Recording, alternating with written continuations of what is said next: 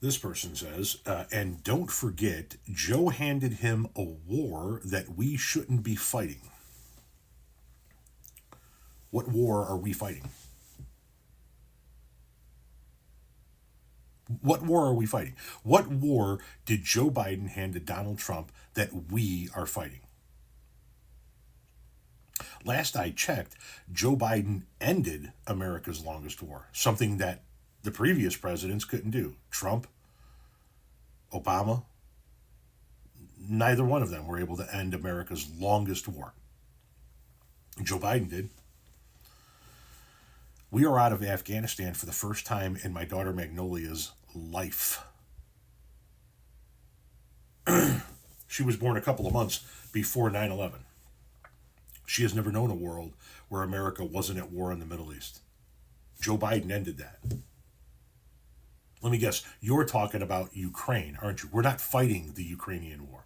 We're assisting the people who are, just like many other countries are, because they're an ally, because we have an agreement with them. Google the Budapest memorandum or memorandum, I think it is. And you can read all about the agreement that we and Russia made with Ukraine to protect them against aggressors if they gave up the nuclear weapons that were left over in their country after the breakup of the old Soviet Union. Something that Russia has now broken, a treaty they have broken, and that we are honoring.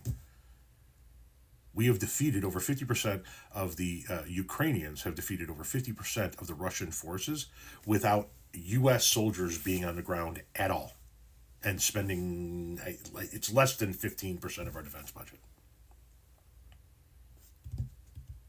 And now, after handing Donald Trump a world where we're not at war in the Middle East and where we don't have soldiers on the ground in Europe, but yet we are helping decimate an adversary's military who's illegally invading an ally,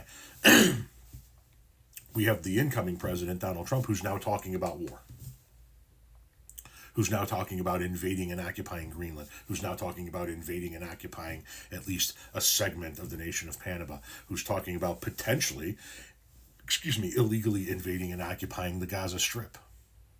Something that he's not going to be able to get done without firing a shot. He's not going to be able to just go, this is mine now, you guys go ahead.